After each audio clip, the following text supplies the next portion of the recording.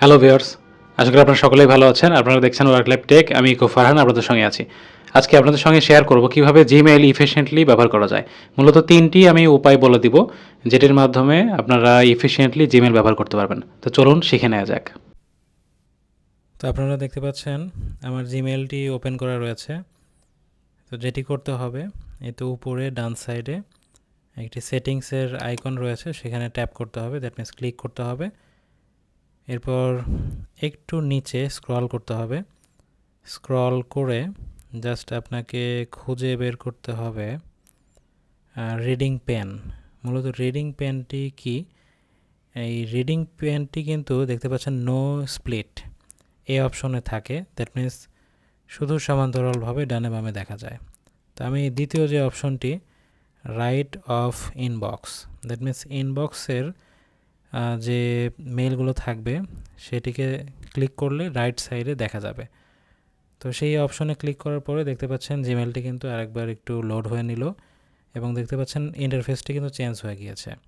এখন আমি যে কোনো একটি ইমেইলে ক্লিক করার সঙ্গে সঙ্গেই দেখতে পাচ্ছেন ডান সাইডের উইন্ডোতে মেইলটির ভেতরে আসলে কি রয়েছে সেই লেখাটি কিন্তু দেখা যাচ্ছে। দ্যাট মিনস ডাবল ক্লিক করে মেইলে যে বারবার ঢোকা লাগতো, তারপর ব্যাক করতে হতো, সেই ঝামেলা কিন্তু আর থাকছে না। জাস্ট যে কোনো মেইলে একটি ক্লিক করলেই কিন্তু মেইলের ভেতরের বডিতে কি রয়েছে সেটি কিন্তু দেখা যাচ্ছে। তো এভাবে মূলত এই কাজটি আপনারা করতে পারবেন। এটি প্রথম হয়ে গেল। এখন দ্বিতীয় যে বিষয়টি সেটি হচ্ছে অটো অ্যাডভান্স। এখন অটো অ্যাডভান্সের ক্ষেত্রে কি করতে হবে? সেটিংস যে আইকনটি সেখানে আবার ক্লিক করতে হবে। সেখানে ক্লিক করার পরে এই পর্যায়ে উপরে যে সি অল সেটিংস সেখানে ক্লিক করতে হবে। তো সেখানে ক্লিক করার পরে দেখতে পাচ্ছেন এখানে বেশ কয়েকটি উপরে অপশন রয়েছে, তার মধ্যে থেকে অ্যাডভান্সড এই অপশনটিতে ক্লিক করতে হবে। তো সেখানে ক্লিক করার পরে প্রথম যে অপশনটি অটো অ্যাডভান্স, এখান থেকে আপনাকে এনাবল করতে হবে। এনাবল করার পরে আপনাকে একটু নিচে স্ক্রল করে গিয়ে সেভ চেঞ্জেসে ক্লিক করতে হবে। তাহলে কিন্তু মূলত আপনার এই সেটিংসটি সেভ হয়ে নতুন যে কনফিগারেশন সেটি কিন্তু অ্যাপ্লাই হয়ে যাবে। এখন এটি আসলে কি?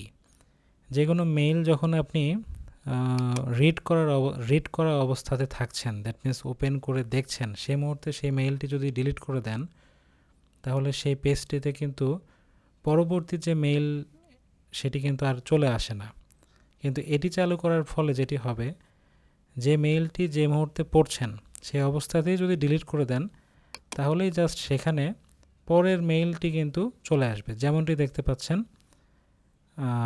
আমি একটি মেইল পড়া অবস্থাতে ডিলিট করে দিলাম, সঙ্গে সঙ্গেই কিন্তু পরের মেইলটি সেখানে জাস্ট চলে আসলো এবং চাইলে আপনি সেটি পড়ে নিতে পারেন সেখান থেকে বা ডিলিট করতে পারেন। তো চলুন তৃতীয় জিনিস দেখতে যাই, সেটি হচ্ছে নাজেস।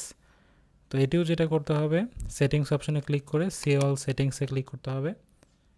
তো সি অল সেটিংসে ক্লিক করার পরে আপনার মূলত এ পর্যায়ে জেনারেল যে অপশনটি সেটির আওতাতেই, দ্যাট মিনস প্রথম যে পেজটি আসলে এই জেনারেলের আওতাতেই রয়েছে। তো একটু নিচে স্ক্রল করে গিয়ে নাজেস খুঁজে বের করতে হবে।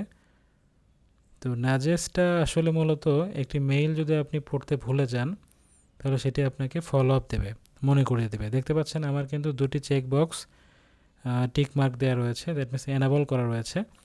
ফলে আমি যদি কোনো মেইল এখন না পড়ি, আমাকে 2-3 দিনের মধ্যে অথবা 1 সপ্তাহের মধ্যে আবারও কিন্তু আমাকে রিমাইন্ডার দেবে যে আমার মেইলটি পড়া উচিত। এভাবে যে কোনো মেইল মিস হবে না। ধন্যবাদ।